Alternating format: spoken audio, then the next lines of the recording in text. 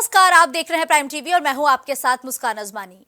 प्रदेश में सरकारी जमीन के कब्जों के अनगिनत मामले यूं तो हर दिन आते रहते हैं, लेकिन अफसोस तो तब होता है जब मुख्यमंत्री के आदेशों की अनदेखी कर अधिकारी भूमाफियाओं को संरक्षण तक देने लगते हैं और पूरी व्यवस्था को आम जनता जमीन कब्जे के खेल का शिकार हो जाती है।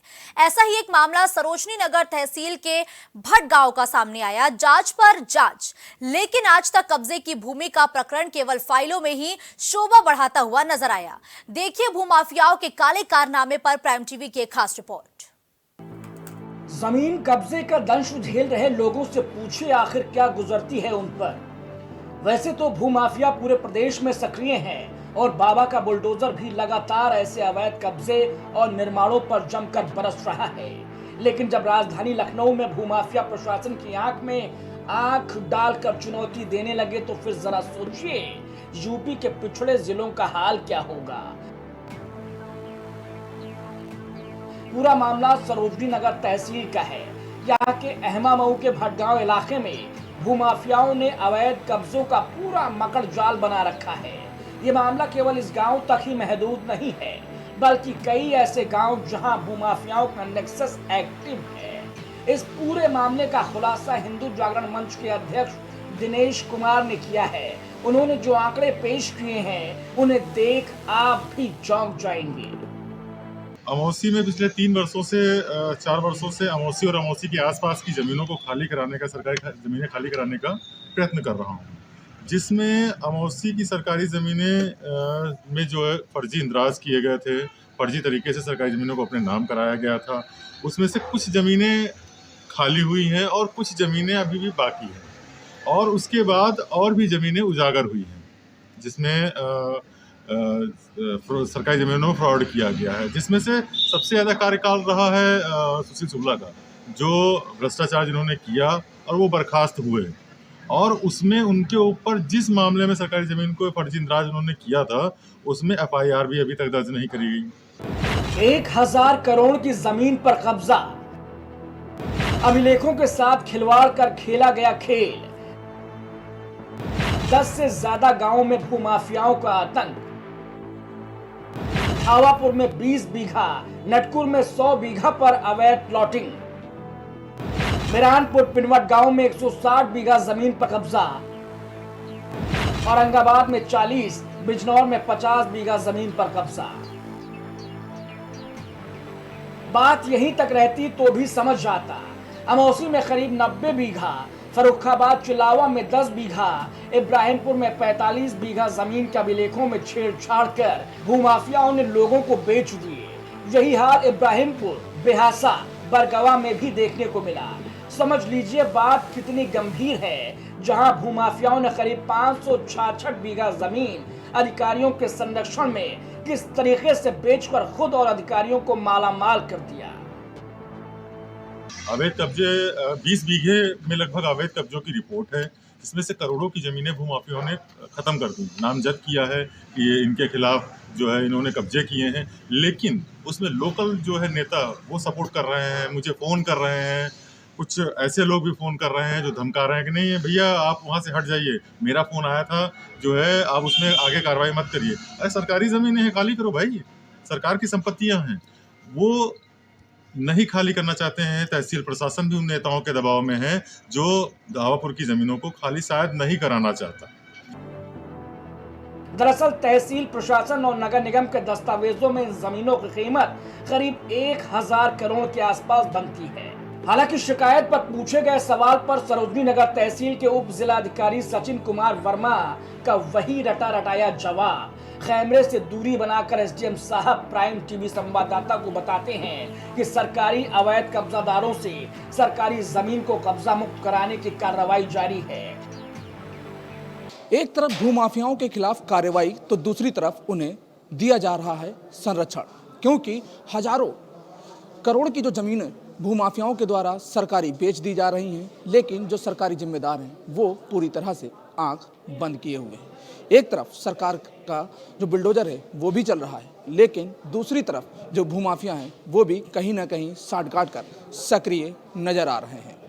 सरोजनी नगर की बात की जाए तो वहाँ पर किसानों ने जिस तरह से तहसील स्तर पर शिकायतें दी, लेकिन तहसील स्तर के जो अधिकारी हैं वो पूरी तरीके से इसमें बंदरबाट भी करते नजर आ रहे हैं। इन सभी मामलों को लेकर जब जिम्मेदारों से बात की गई तो वो भी इस मामले में बोलने से साफ तौर पर कतरा रहे हैं। इस मामले की जानकारी लेने के लिए जब मंडलायुक्त कार्यालय पहुंचा गया तो वहां भी जानकारी नहीं दी गई। दूसरी तस्वीर डीएम कार्यालय की भी हम दिखाएंगे। यहाँ पर डीएम कार्यालय पर आए हुए थे। डीएम कार्यालय पर डीएम साहब से भी बातचीत की गई, लेकिन वो भी इस मामले में बोलने से कतराते नजर आए। तो जाहिर सी बात है कि जिस तरीके से भूमाफियाओं के खिलाफ सरकार कार्रवाई कर रही है, लेकिन जो बुलडोजर की कार्रवाई भी देखने को मिल रही, लेकिन जो कुछ ऐसे भूमाफिया हैं जो काफ़ी सक्रिय भी नजर आ रहे हैं, क्योंकि उनकी साठगांठ जो है वो भी काफ़ी मजबूत बताई जा रही है। क्योंकि तहसील स्तर पर जो कार्रवाई की बात की जाए तो कार्रवाइयों में, फाइलों में केवल कार्रवाई दौड़ रही है, लेकिन जमीनी स्तर पर वो जमीनों का जो खरीद फरोख्त का काम है वो भी पूरी तरीके से चल रहा है।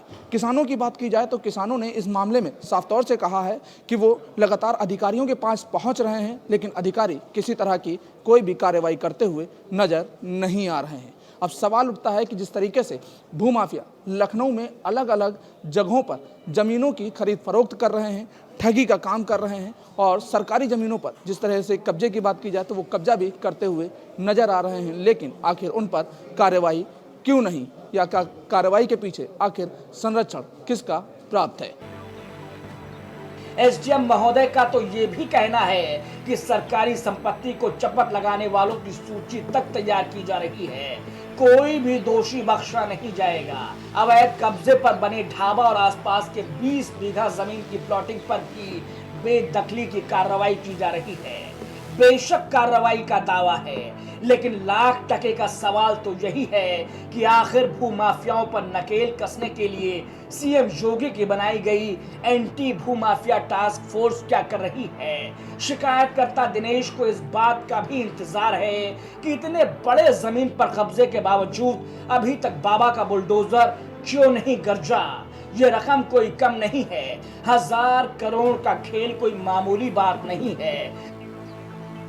उत्तर प्रदेश सरकार जहां एक तरफ भूमाफियाओं के नकेल कसने को लेकर कार्रवाई कर रही है, लेकिन वहीं दूसरी तरफ भूमाफिया सरकारी कार्यालयों से लगातार साठगांठ कर जो सरकारी ज़मीनें हैं उनको अवैध रूप से बेचने का काम भी कर रहे हैं।